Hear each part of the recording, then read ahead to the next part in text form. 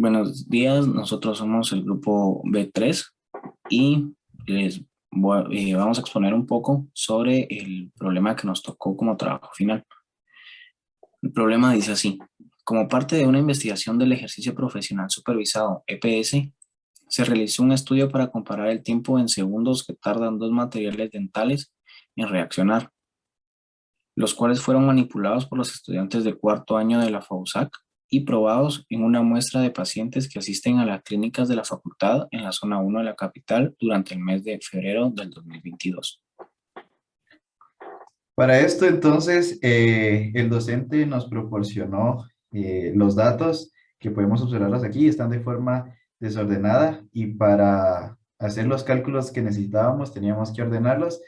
Así que nos apoyamos de Excel y por medio de la opción de filtros pudimos filtrar todos los masculinos y también pudimos filtrar los femeninos para que de esa forma a la hora de regresarlo a Numeric pudiéramos tenerlo todos en una misma columna, iniciando con femenino y después con masculino. Eh, Estaremos trabajando entonces con cuatro variables, que será edad, sexo, el primer material y el segundo material. Eh, Recordando que sexo será cualitativa, así que haremos un proceso un poco diferente a los cuantitativos. Para ello, entonces, teníamos que saber cuántos teníamos en cada categoría y nos apoyamos con tablas y estadísticas de este programa, Genumeric, y pudimos usar que tenemos 74 en femenino y 61 en masculino.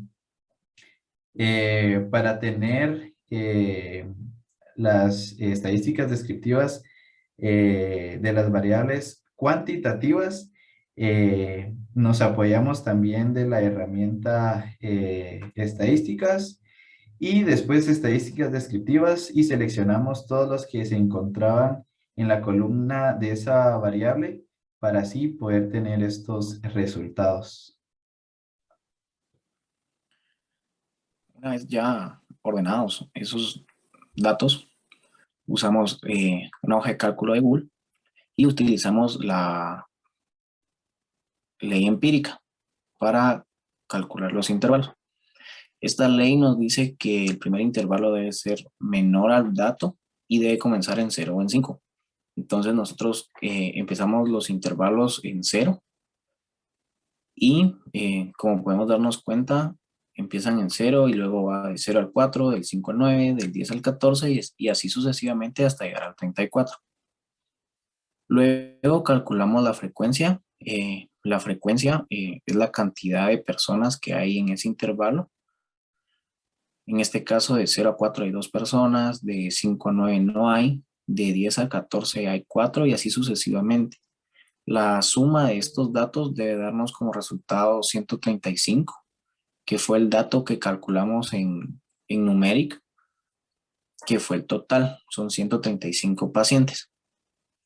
La frecuencia relativa, para poder calcularla, debemos dividir la frecuencia en los datos totales, que en este caso son 135. La sumatoria de esta columna nos da como resultado 1.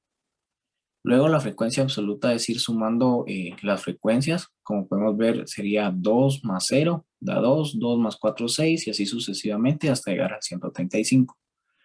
Ahora el porcentaje es multiplicar la frecuencia relativa, o FR, por 100. La sumatoria de esto nos debe dar 100. Esto en variables cuantitativas. Ahora en variables cualitativas utilizamos la variable sexo. En Numeric también ya nos había dado la frecuencia, que era 74 para femenino y 61 para masculino, dándonos un total de 135. Calculamos la frecuencia relativa, como lo expliqué anterior, y de igual manera al sumar estos datos nos da como resultado 1. La frecuencia absoluta se calcula igual y el porcentaje también. Multiplicamos la frecuencia relativa por 100 y la suma de estos datos nos da como resultado 100. Ahora para los materiales 1 y 2 utilizamos el método para calcular variables cuantitativas.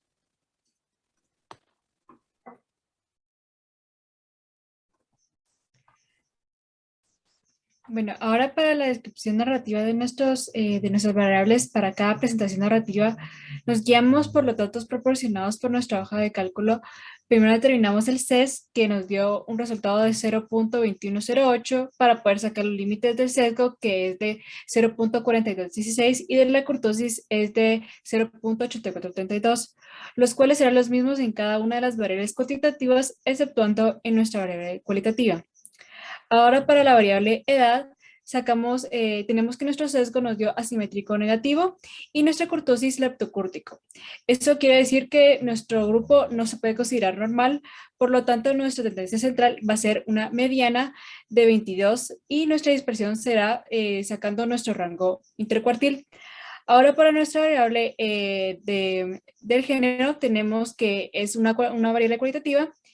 Observamos que nuestra muestra es de 54.8148%, mientras que en el sexo masculino es de 45.1852%.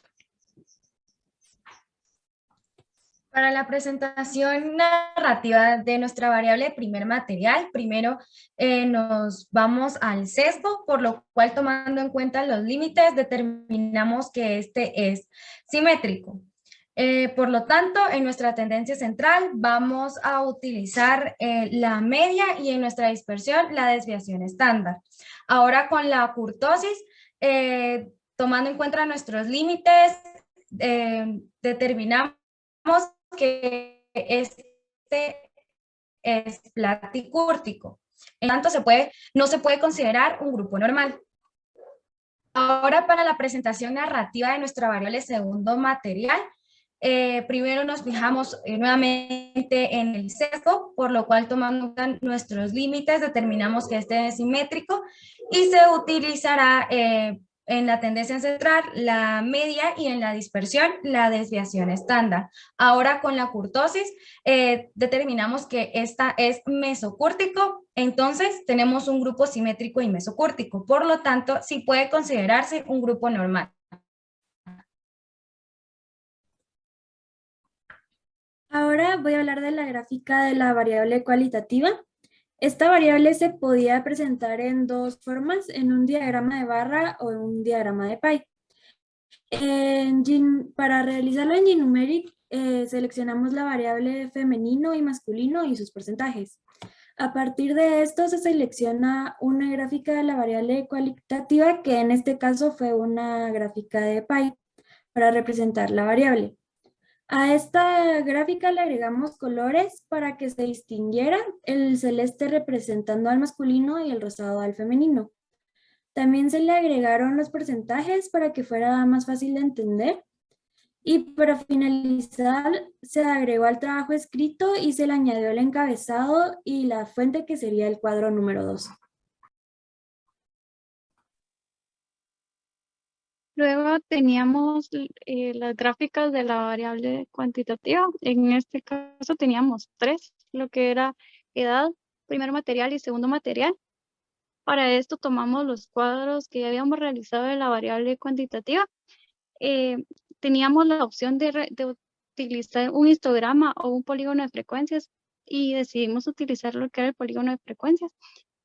Para el eje X, tomamos los intervalos que ya teníamos de esta variable y sacamos lo que era la marca de clase. Esto lo hacíamos sumando nuestro límite inferior y nuestro límite superior de cada intervalo y lo dividíamos dentro de 2. Ya que teníamos las marcas de clase, elaborábamos una marca de clase anterior y una posterior para cerrar el eje horizontal. Luego, para el eje Y, contábamos con la frecuencia relativa y el porcentaje. En este caso, elegimos la frecuencia.